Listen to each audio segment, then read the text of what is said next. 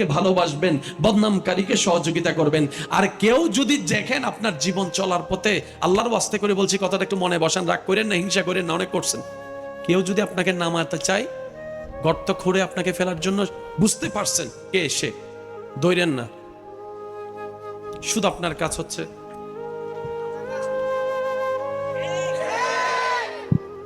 ফেলতে চাচ্ছে বান্দা, যদি ধৈর্য ধরতে পারেন আপনাকে এর চেয়ে বেশি উপরে তুলে দিবেন তার আল্লাহ। আর একটু জোরে বলেন না। তো উপরে যদি উঠতে চান, নামানোর জন্য কিছু মানুষের দরকার।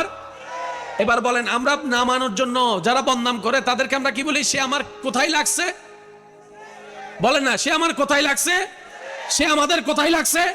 আপনি তো নিজেই বলে দিয়েছেন সে আপনার পিছনে। পিছনের মানুষকে পিছনে থাকতে দেন না। আপনি কেন সামনের মাথা দিয়ে তার কথা ভাবতেছেন? আরে সে বোকা।